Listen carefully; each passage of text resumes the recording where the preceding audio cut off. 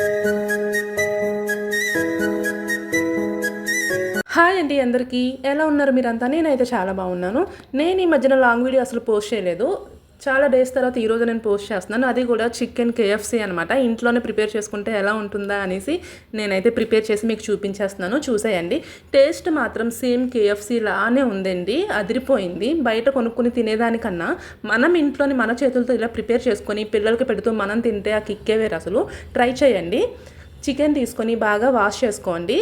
నిమ్మకాయ పెరుగు వేసి బాగా కడుక్కోండి. చికెను నీసు వాసన అంత రాదు. ఇప్పుడు వీడియోలో చూపిస్తున్నట్టుగా 1 స్పూన్ లెమన్ జ్యూస్ వేసుకొని, 1/2 స్పూను మిరియాల పౌడరు, 1 స్పూన్ కారం, టేస్ట్కి సరిపడా ఉప్పు, అల్లం వెల్లుల్లి పేస్ట్ వేసుకొని బాగా కలుపుకొని పక్కన పెట్టుకోవాలి. మసాలా అంతా చికెన్కి బాగా పట్టేయాలన్నమాట. ఒక 30 నిమిషాలు పక్కన పెట్టుకొని అది నానితే చాలు, అంతకన్నా ఎక్కువ కూడా ఏం అవసరం లేదు. ఒకవేళ ఉంచుకున్న ప్రాబ్లం ఏం లేదు. మార్నింగే మీరు ఈవినింగ్ చేసుకోవాలి అనుకోండి, మార్నింగే మొత్తం ప్రిపేర్ చేసేసుకొని ఫ్రిడ్జ్లో పెట్టుకుంటే ఇంకా బాగా వస్తుంది. నేను ఏంటంటే అప్పటికప్పుడే చేసేసాను. ఒక 30 నిమిషాలు మాత్రమే పక్కన పెట్టుకున్నాను, అయినా సరే చాలా బాగా వచ్చింది. అలా కలుపుకొని పక్కన పెట్టేయండి. మళ్ళీ ముందు ఒకటి సమ్మర్ ఒకటి వచ్చేస్తుంది కదా, నాన్ వెజ్ అస్సలు తినడానికి ఇంట్రెస్టే రాదు మనకి. పైనుంచి ఎండలు చెమట్లు కారుతూనే ఉంటాయి, ఇంకా మనం నాన్ వెజ్ ఇంకేం తినగలుగుతాం. అందుకే ఇప్పుడే చేసుకొని తినేస్తున్నాం అనమాట నెమ్మదిగా. అయితే ఒక ప్లేట్ తీసుకొని, ఒక ఖాళీ ప్లేట్ తీసుకొని అందులోని 1 కప్పు మైదా, 1/2 కప్పు కార్న్ఫ్లోరు, కారం, ఉప్పు, కొంచెం మిరియాల పౌడరు వేసుకొని బాగా కలుపుకోండి.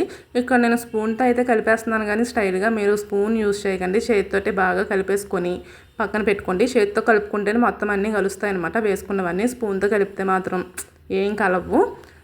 చేయినే యూజ్ చేసేయండి.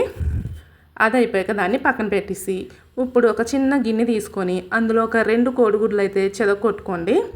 2 కోడిగుడ్లు చెదగొట్టుకొని దాన్ని కూడా బాగా బీట్ చేసేసుకోండి స్పూన్తోని. బాగా కలుపుకున్నాక అందులోని కొంచెం ఉప్పు, మిరియాల పౌడరు, 1 స్పూన్ మైదా, 1 స్పూన్ కార్న్ఫ్లోరు వేసి బాగా కలుపుకోవాలి. ఉండలు లేకుండా కలుపుకోండి. ఉండలు ఉన్నాయి అంటే మనకి KFC ఫెయిల్ అయిపోద్ది. చూసుకోండి, ఉండలు అవి లేకుండా బాగా కలిసేలాగా అయితే కలుపుకోవాలి.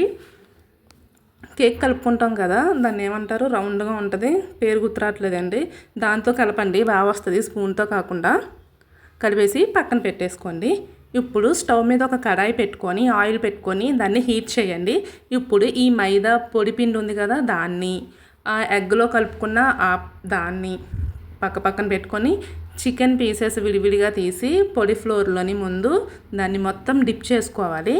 అన్ని ముక్కల్ని డిప్ చేసేసుకొని తర్వాత ఎగ్లోని దాన్ని స్నానం చేయించారనమాట. అలా ముంచేసి మళ్ళీ పొడిపిండిలోని దాన్ని కలిసేలాగా మొత్తం డిప్ చేసుకోవాలి.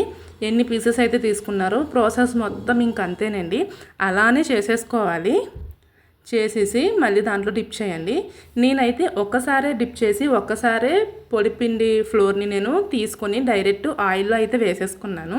మీకు KFC కొంచెం బాగా ఎక్కువగా పొరలుగా రావాలి అనుకుంటే మీకు ఎన్నిసార్లు కావాలి అంటే అన్నిసార్లు మీరు ఎగ్లో డిప్ చేసేసి పొడిపిండిలోని చేసుకుంటే సేమ్ అలానే వస్తుంది. నేనైతే ఒక్కసారే పొడిపిండిలోని డిప్ చేసేసి తర్వాత ఎగ్లో డిప్ చేసి మళ్ళీ పొడిపిండిని కోట్ చేసేసి నేను డైరెక్ట్ ఆయిల్లో అయితే వేసేసుకున్నాను. ఇదిగోండి మన KFC అయితే ఇక్కడ ఫ్రై అయిపోతుంది. ఎంత బాగుందంటే టేస్టు. టమాటా కెచప్, మయోనీస్ 2 పెట్టుకొని మంచిగా ఒక సన్నగా ఆనియన్ కోసుకొని పెట్టుకొని తింటే అదిరిందనమాట. ఖచ్చితంగా ట్రై చేయండి. మీ పిల్లలు అయితే చాలా ఇష్టంగా తింటారు. అస్తమానికి బయట నుంచి ఆర్డర్లు అవి పెట్టుకొని ఇలా తినడం ఏం బాగోదు. మన చేతులతో మనం చేసి మన పిల్లలకి పెడితే సూపర్ ఉంటుంది అనమాట. ట్రై చేయండి ప్లీజ్ అండి. Like and subscribe. Bye bye.